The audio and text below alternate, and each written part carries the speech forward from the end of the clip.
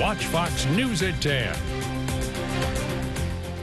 Well, tonight it's being referred to as unfinished business, but Governor Nikki Haley has still signed a measure into law that will help upgrade South Carolina's roads. Good evening to you. I'm Brian McConkey. And I'm Janet Parker. The governor is calling the multi-billion-dollar plan better than nothing. Our Tara Pettit has more on what this means for the roads you drive every day.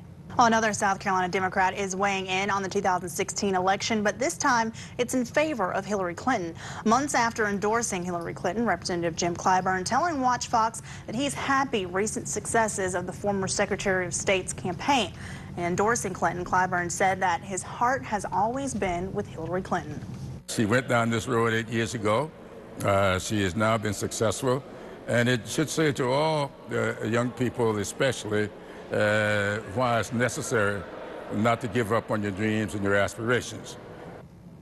Well, Clyburn says the Democratic National Committee asked him to stay neutral since South Carolina started its primary in 2004, so the races would be competitive for all candidates. Now, here's a list of some of the key races coming up next week in the June 14th primaries at a local level.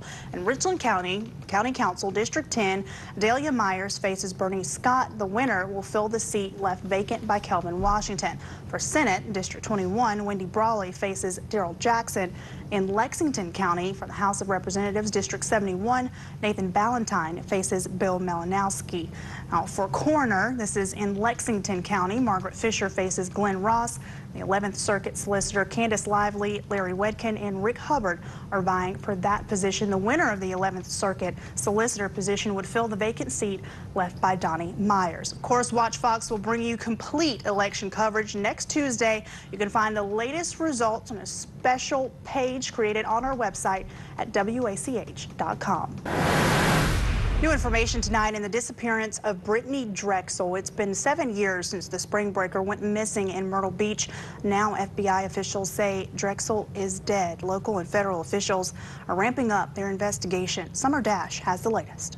Blue Cross Blue Shield has awarded more than $4.5 million in grants across the state. $250,000 of those dollars will go to the Department of Social Services. DSS officials say the money will be used to develop an app allowing caseworkers to access children's files on their smartphones. Right now, caseworkers can't access a child's complete file while visiting a family and must go back to their office to document that visit. The app is expected to be up and running by next May. Well, still to come tonight, skills and drills. Parents, if you're still looking for a great activity for the kids this summer, there may be a perfect free option in the capital city. Also on Fox tonight, the 7th annual Mayor's Drills and Skills Clinics are back in Columbia. Mayor Steve Benjamin announcing the dates for this year's event. This year, the clinics will include 2 instructional sessions for 1 week in both June and July. Children will be able to expand their skills in basketball, tennis, golf, soccer, flag football, and cheerleading. As like many of you, I was that child. I had all the potential in the world, but none of the focus. If it hadn't been for my parents, my teachers, and programs just like this, God only knows where I would have ended up. I certainly would not have been mayor of this great city of Columbia. Well, the clinics are set from June 20th to 24th and July 25th to 29th. They are free and open to children ages 6 through 13.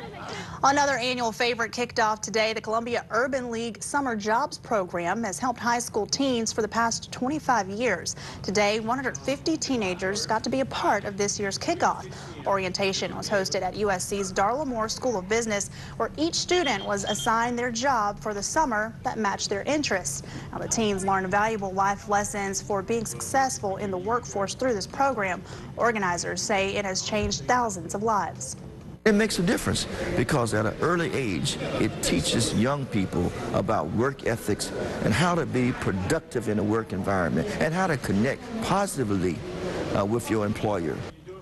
Well, that was J.T. McLaughlin, president of Columbia's Urban League. He says young people are our future, and this program is an investment in the community's future. Plus, if you've waited in long lines at the airport recently, it could be thanks to this year's presidential election. We'll explain a little later. Well, Chicago police are looking to crack down on violence this summer. The department discussed several ways its officers will try and keep the peace in the city.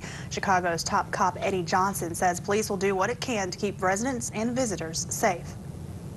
An important piece of our ongoing efforts is the arrival of our summer mobile patrol, which will add more than 100 officers in service at peak times throughout the summer.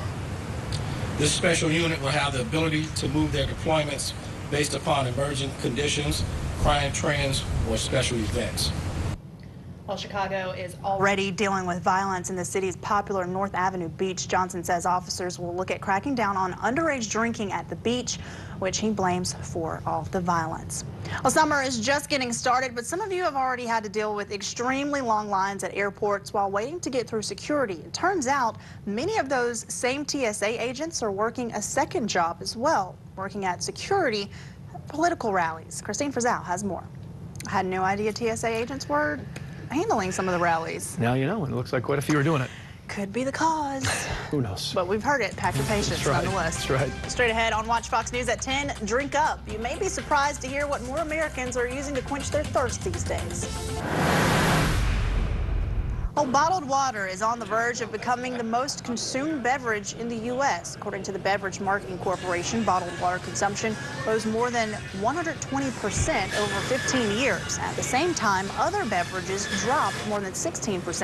That category includes sodas, fruit beverages, energy drinks, sports drinks, ready-to-drink coffee, and tea and milk. The corporation says the switch to bottled water means people save between 24 and 27,000 calories over that period.